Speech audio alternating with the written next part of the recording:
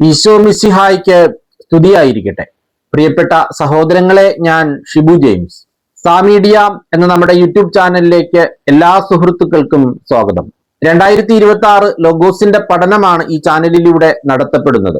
ഗലാത്തിയ 2-ാം അധ്യായത്തിൽ നിന്നുള്ള ചോദ്യോത്തരങ്ങളാണ് ഈ വീഡിയോയിൽ ഉൾപ്പെടുത്തിയിട്ടുള്ളത്. ഒന്നാമത്തെ ചോദ്യം, ഗലാത്തിയ അധ്യായം 2-ൽ ആകെ എത്ര വാക്യങ്ങളുണ്ട്?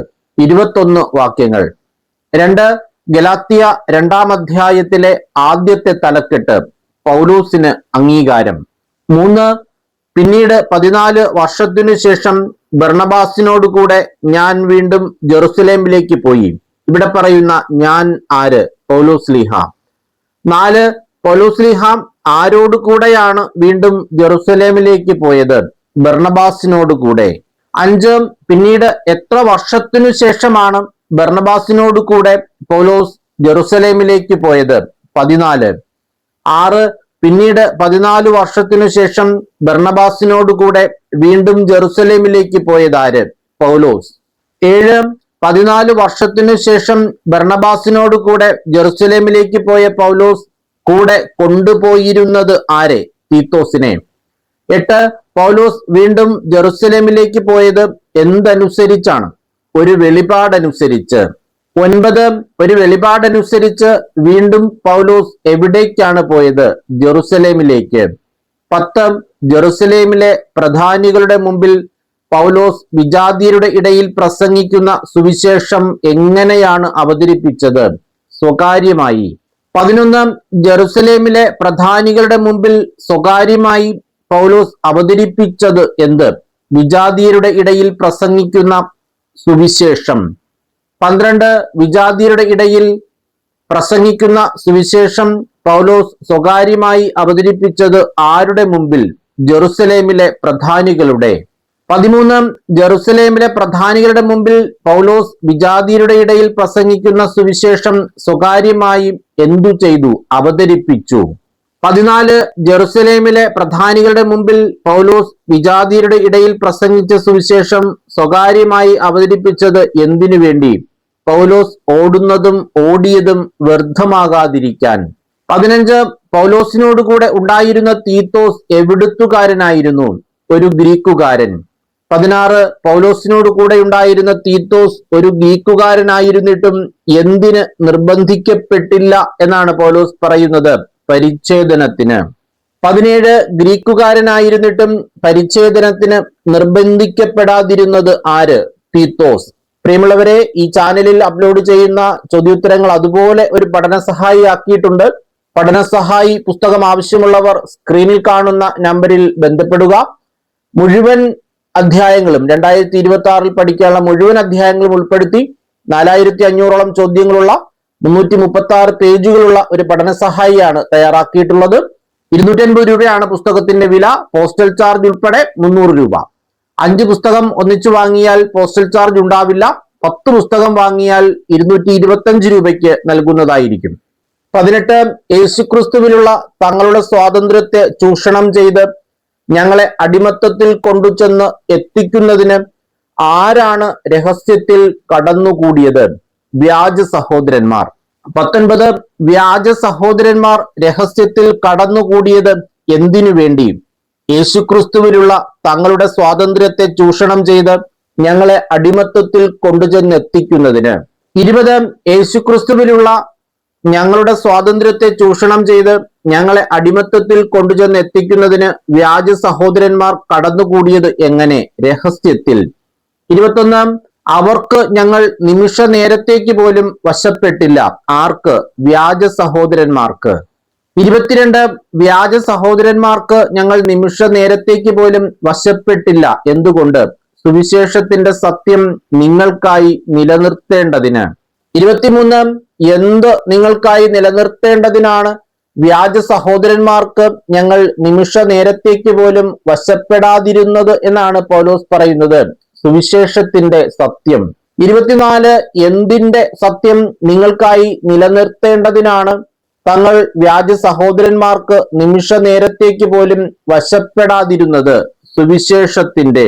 25, വ്യാജ സഹോദരന്മാർ ഭാവിക്കുന്നത് എന്ത്? തങ്ങൾ എന്തോ ആണെന്ന്. 26 തങ്ങൾ എന്തോ ആണെന്ന് ഭാവിക്കുന്നതാര്? വ്യാജ സഹോദരന്മാർ. 27 തങ്ങൾ എന്തോ ആണെന്ന് ഭാവിക്കുന്ന അവരിൽ നിന്ന് എനിക്ക് എന്ത് ലഭിച്ചില്ല എന്നാണ് പൗലോസ് പറയുന്നത്? കൂടുതലായി ഒന്നും. 28 അവർ, അതായത് വ്യാജ സഹോദരന്മാർ എന്താണെന്ന് ഞാൻ എന്തു ചെയ്യുന്നില്ല എന്നാണ് പൗലോസ് പറയുന്നത്? ഗൗനിക്കുന്നേയില്ല. 29 അവർ എന്താണെന്ന് താൻ ഗൗനിക്കുന്നേയില്ല എന്ന് പൗലോസ് പറയാൻ കാരണം എന്ത്? ദൈവം മുഖം നോക്കുന്നവനല്ല. 30 ആരാണ് മുഖം നോക്കുന്നവനല്ലാത്തത്? ദൈവം. 31 ദൈവം എന്തു നോക്കുന്നവനല്ലല്ലോ എന്നാണ് പറഞ്ഞിരിക്കുന്നത്? മുഖം. 32 പരിച്ഛേദിതർക്കുള്ള സുവിശേഷം ഏൽപ്പിക്കപ്പെട്ടിരിക്കുന്നത് ആർക്ക്? പത്രോസിന്. 33 പത്രോസിന് ഏൽപ്പിക്കപ്പെട്ടിരിക്കുന്നത് എന്ത്? പരിച്ഛേദിതർക്കുള്ള സുവിശേഷം. 34 അപരിച്ഛേദിതർക്കുള്ള സുവിശേഷം ഏൽപ്പിക്കപ്പെട്ടിരിക്കുന്നത് ആർക്ക്? പൗലോസിന്. പ്രിയമുള്ളവരെ, പഠന സഹായി വാങ്ങുന്നവർക്ക് ഏതാനും PDF-കൾ കൂടി നമ്മൾ അയച്ചു തരുന്നുണ്ട്. അതിന്റെ പ്രിന്റ് ആവശ്യമുള്ളവർ പ്രിന്റിന്റെ പൈസ കൂടി തന്നാൽ പ്രിന്റ് ആയിട്ട് തന്നെ അയച്ചു തരാം. കുറെ സമാനവാക്യങ്ങൾ തയ്യാറാക്കിയിട്ടുണ്ട്. 180ഓളം സമാനവാക്യങ്ങളുടെ ചോദ്യോത്തരങ്ങളുണ്ട്. നമുക്ക് പഠിക്കാനുള്ള ബൈബിൾ വാക്യങ്ങൾ മുഴുവനും 35 അധ്യായവും നമ്മൾ ബൈബിൾ അതുപോലെ ടൈപ്പ് ചെയ്ത് പ്രിന്റ് എടുത്തിട്ടുണ്ട്. 100 മാർക്കിന്റെ 2 മോഡൽ ക്വസ്റ്റ്യനും അതിന്റെ പരീക്ഷ എഴുതി നോക്കാനുള്ള OMR ഷീറ്റും എല്ലാവർക്കും നമ്മൾ അയച്ചു കൊടുക്കുന്നുണ്ട്. സമാനവാക്യങ്ങളും ബൈബിൾ വാക്യങ്ങളും ആവശ്യമുള്ളവർ അത് പ്രത്യേകം പറഞ്ഞാൽ അതുകൂടി അയച്ചു തരുന്നതായിരിക്കും. 35 പൗലോസിന് ഏൽപ്പിക്കപ്പെട്ടിരിക്കുന്നത് എന്ത്? അപരിച്ഛേദിതർക്കുള്ള സുവിശേഷം.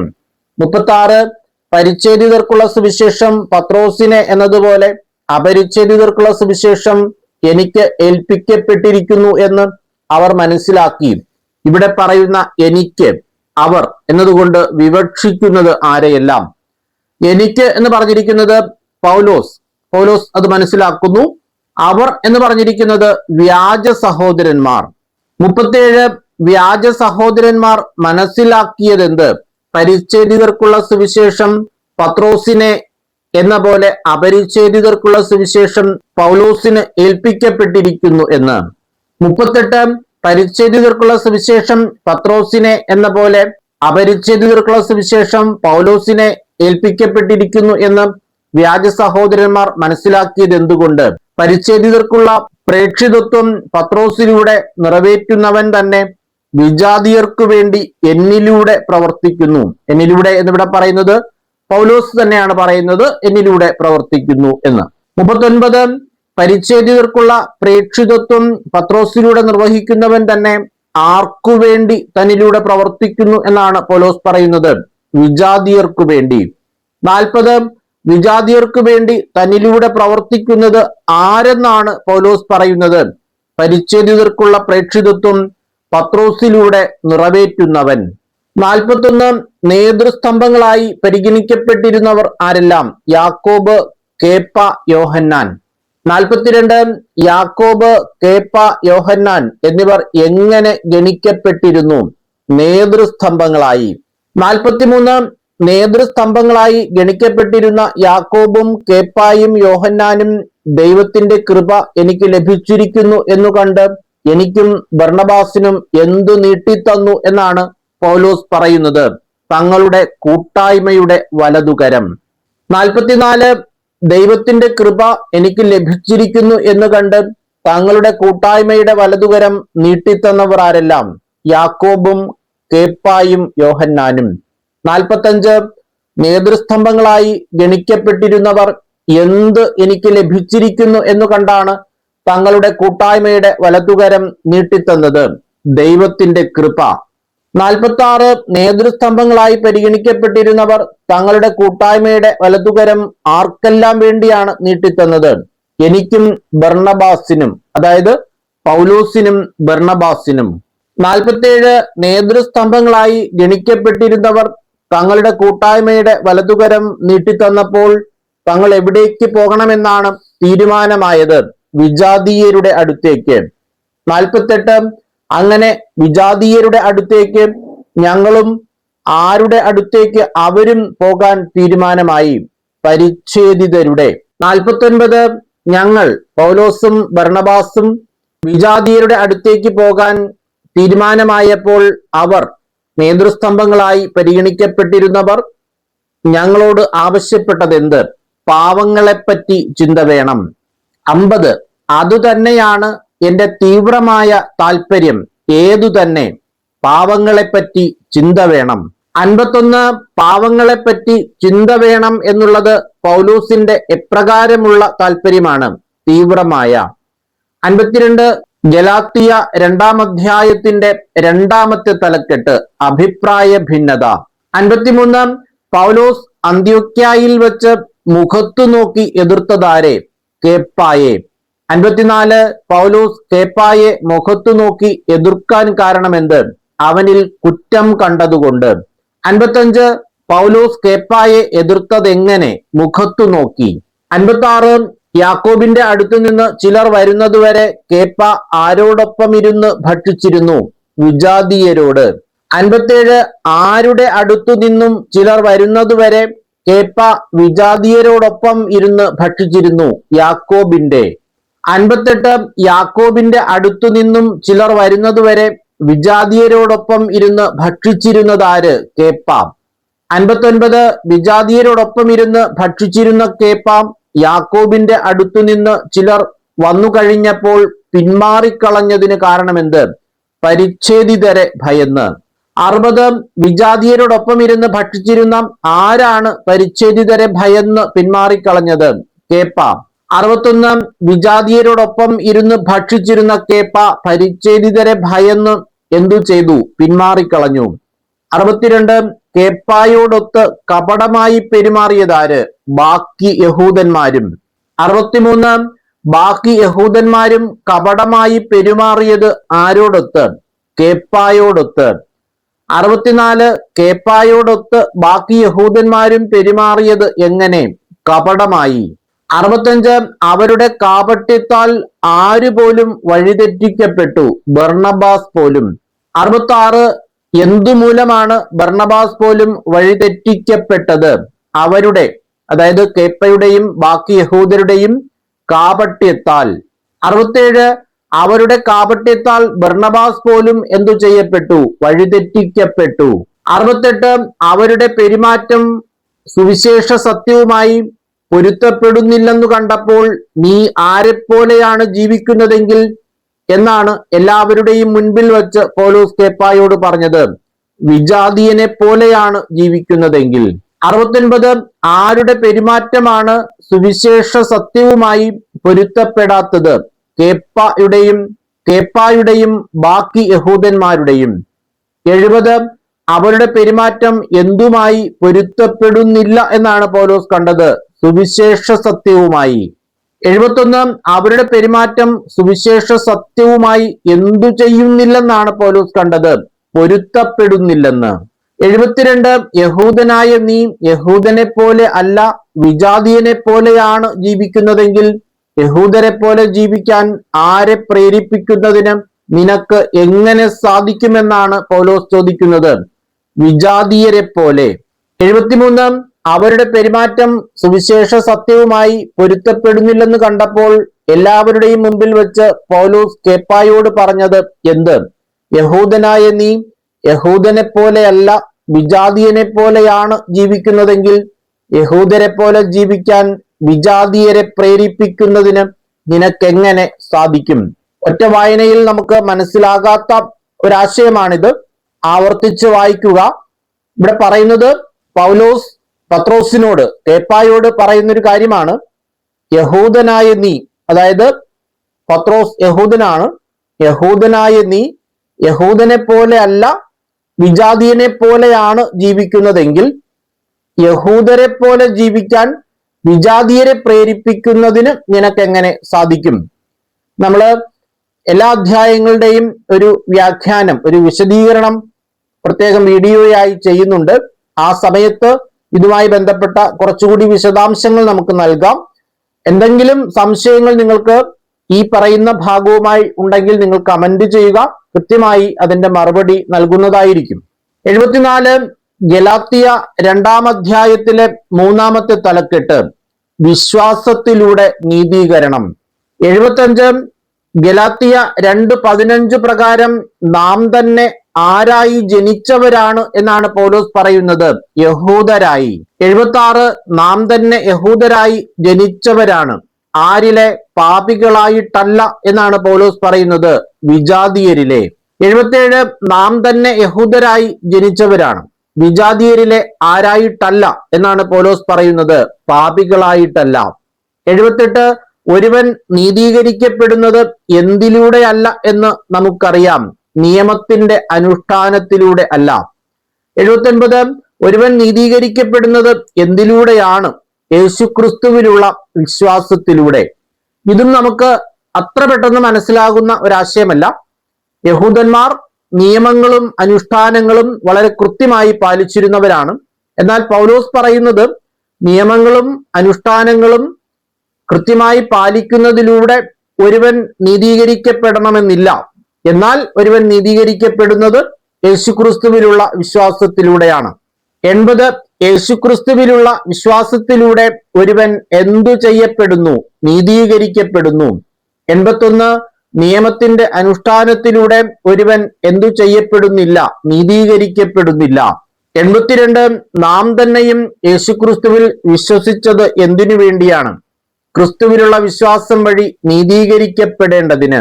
83 ഗലാത്തിയ 2:16 പ്രകാരം എന്തുവഴിയല്ല നീതീകരിക്കപ്പെടുന്നത്? നിയമാനുഷ്ഠാനം വഴിയല്ല. 84 നിയമാനുഷ്ഠാനം വഴി ഒരുവനും എന്തു ചെയ്യപ്പെടുകയില്ല? നീതീകരിക്കപ്പെടുകയില്ല.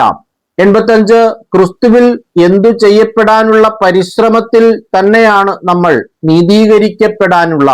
86 ആരിൽ നീതീകരിക്കപ്പെടാനുള്ള പരിശ്രമത്തിൽ തന്നെയാണ് നമ്മൾ?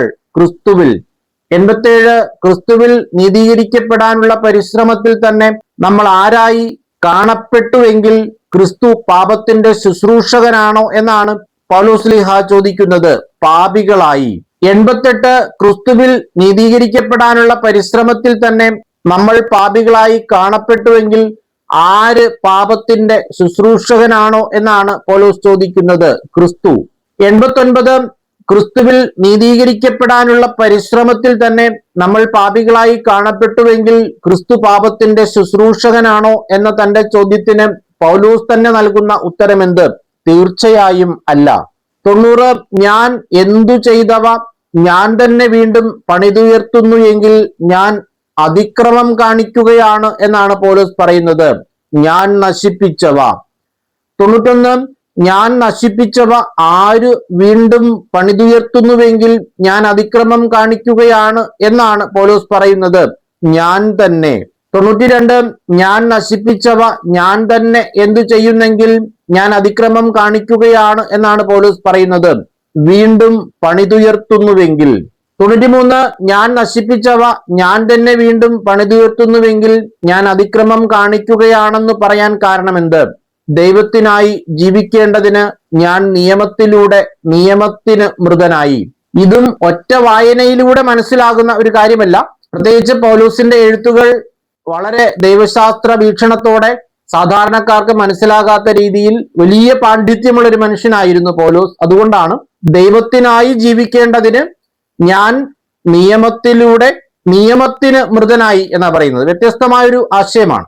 94 ആർക്കായി ജീവിക്കേണ്ടതിന് ഞാൻ നിയമത്തിലൂടെ നിയമത്തിന് മൃതനായത്? ദൈവത്തിന്. 95 ദൈവത്തിനായി എന്തു ചെയ്യേണ്ടതിനാണ് ഞാൻ നിയമത്തിലൂടെ നിയമത്തിന് മൃതനായത്? ജീവിക്കേണ്ടതിന്. 96 ദൈവത്തിനായി ജീവിക്കേണ്ടതിന് ഞാൻ നിയമത്തിന് മൃതനായത് എന്തിലൂടെ? നിയമത്തിലൂടെ. 97 ഞാൻ ആരോടുകൂടെ ക്രൂശിതനായിരിക്കുന്നു എന്നാണ് പൗലോസ് പറയുന്നത്? ക്രിസ്തുവിനോടുകൂടെ. 98 ഞാൻ ക്രിസ്തുവിനോടുകൂടെ എന്തായിരിക്കുന്നു? ക്രൂശിതനായിരിക്കുന്നു. 99 ഇനിമേൽ ഡാഷ് ജീവിക്കുന്നത് ക്രിസ്തുവാണ് എന്നിൽ ജീവിക്കുന്നത്. ഗലാത്തിയ 2:20 പ്രകാരം പൂരിപ്പിക്കുക. ഞാനല്ല. അതായത് ഇനിമേൽ ഞാനല്ല ജീവിക്കുന്നത്, ക്രിസ്തുവാണ് എന്നിൽ ജീവിക്കുന്നത്. 100 ഇനിമേൽ ഞാനല്ല ജീവിക്കുന്നത്, ആരാണ് എന്നിൽ ജീവിക്കുന്നത്? ക്രിസ്തു. 101 എന്റെ ഇപ്പോഴത്തെ ഐഹിക ജീവിതം ആരിൽ വിശ്വസിച്ചുകൊണ്ടുള്ളതാണ് എന്നാണ് പൗലോസ് പറയുന്നത്? എന്നെ സ്നേഹിക്കുകയും എനിക്ക് വേണ്ടി തന്നെ തന്നെ ബലിയർപ്പിക്കുകയും ചെയ്ത ദൈവപുത്രനിൽ. 102 എന്നെ സ്നേഹിക്കുകയും എനിക്ക് വേണ്ടി തന്നെ തന്നെ ബലിയർപ്പിക്കുകയും ചെയ്തത് ആര്? ദൈവപുത്രൻ. 103 ദൈവപുത്രൻ എനിക്ക് വേണ്ടി ചെയ്തത് എന്തെല്ലാം? എന്നെ സ്നേഹിക്കുകയും എനിക്ക് വേണ്ടി തന്നെ തന്നെ ബലിയർപ്പിക്കുകയും ചെയ്തു. 104 ഞാൻ ക്രിസ്തുവിനോട് കൂടെ ക്രൂശിതനായിരിക്കുന്നു. ഇനിമേൽ ഞാനല്ല ജീവിക്കുന്നത്, ക്രിസ്തുവാണ് എന്നിൽ ജീവിക്കുന്നത്. അധ്യായവും വാക്യവും എഴുതുക. ഗലാത്യ 2:20. 105 ഗലാത്യ 2:21 പ്രകാരം ആരുടെ കൃപ ഞാൻ നിരാകരിക്കുന്നില്ല എന്നാണ് പൗലോസ് പറയുന്നത്?